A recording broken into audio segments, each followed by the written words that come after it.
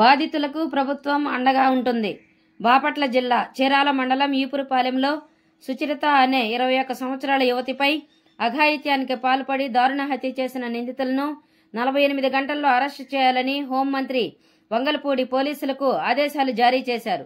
బాపట్ల జిల్లా చీరాల మండలం ఈపురపాలెంలో సుచరిత అనే 21 సంవత్సరాల యువతిపై అఘాయిత్యానికి పాల్పడి దారుణ హత్య చేసిన నిందితులను 48 గంటల్లో అరెస్ట్ చేయాలని ఆదేశాలు జారీ చేశారు. ఈపురపాలెంలో యువతి హత్యకు గురికాబడిన ప్రాంతాన్ని వంగలపూడి అనిత పరిశీలించారు. అనంతరం యువతి తల్లిదండ్రులను ఓదార్చి ధైర్యం చెప్పారు. జరిగిన ఘటనపై పోలీసు అధికారులతో అడిగి వివరాలు తెలుసుకున్నారు. బాధిత కుటుంబానికి 10 లక్షల ఎక్స్గ్రేషియా సీఎం చంద్రబాబు ప్రకటించినట్లు హోంమంత్రి తెలిపారు. చీరాల ఎమ్మెల్యే ఎంఎం కొండయ్య బాధిత కుటుంబానికి చెక్కును అందజేస్తారని హోంమంత్రి తెలిపారు. కూడా అది ఇవ్వడం జరుగుతుంది.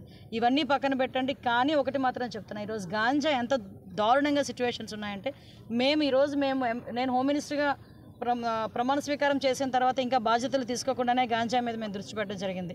అక్కడ లోకేష్ గారు కానీ, పవన్ కళ్యాణ్ గారు కానీ, ముఖ్యంగా చంద్రబాబు నాయుడు గారు కానీ, సీఎం గారు కానీ అందరూ కూడా గాంజా 80% నిర్మూలించాలన్న కాన్సెప్ట్ మీద ఉన్నాం. ఆ దురదృష్టకర సంఘటన ఏంటంటే ఈ రోజుకి కూడా నార్కోటిక్ సెల్ లేదు ఆంధ్రప్రదేశ్లో. లాస్ట్ 5 సంవత్సరాలు మరి ఏం చేశారో తెలియదు.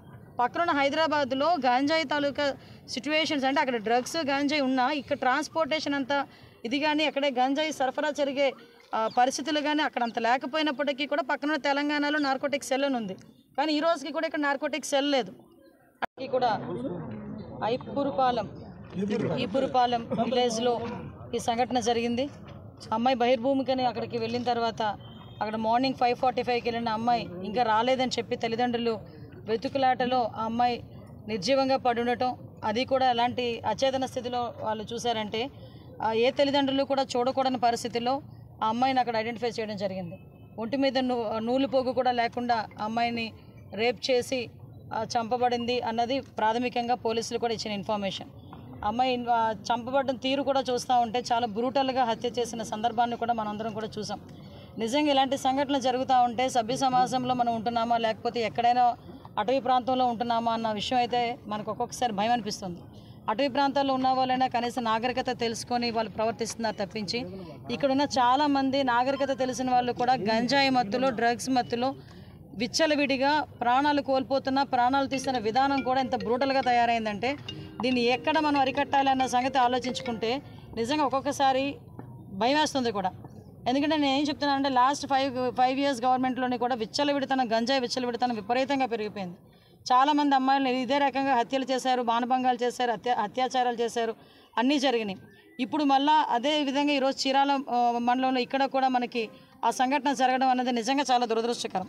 ఆ అమ్మాయి వాళ్ళ పేరెంట్స్ దగ్గరికి కూడా మేము వెళ్తే ఆ అమ్మాయి వాళ్ళ పేరెంట్స్ కూడా చెప్పడం ఏంటంటే మా అమ్మాయి ఇప్పుడు కూడా ఎవరికి అనుమానాలు లేవు, మా అమ్మాయిని ఎవరిని ఏడిపించిన సంఘటనలు కూడా లేవు, మా అమ్మాయికి చాలా భయం అండి, వెళ్ళడం రావడం తప్పించి ఇంకా అమ్మాయికి వేరే తెలియదు అని చెప్పడం.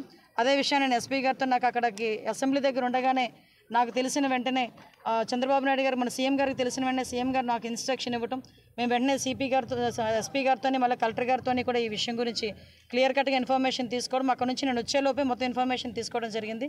అయితే ఇప్పుడే అమ్మాయి బాడీని కూడా మేము చూడటం జరిగింది. అమ్మాయి బాడీకి కూడా ఈరోజు ఇప్పుడే పోస్ట్ మార్టం జరగడానికి కూడా కలెక్టర్ గారు కూడా దానికి మన అందరికీ కూడా పర్మిషన్ ఇచ్చారు. దీనికి ఇమీడియట్గా ఆ విషయంలో స్పందించాలి అని చెప్పి మన లోకల్ ఎమ్మెల్యే గారు కూడా చాలా క్లియర్ కట్గా స్పందించడం, దానికి మాకు కూడా ఇన్ఫర్మేషన్ ఇవ్వడం అన్నీ కూడా చేయడం జరిగింది. అంటే ఇప్పుడు విషయం ఎందుకు చెప్తున్నానంటే ఏదైనా సంఘటన జరిగినప్పుడు ప్రాంప్ట్గా అక్కడున్న సీఎం యంత్రాంగం అంతా కూడా ప్రాంప్ట్గా కదిలితే యాజ్ ఎర్లీ యాజ్ పాసిబుల్ దాని రిజల్ట్ కనుక వస్తుంది.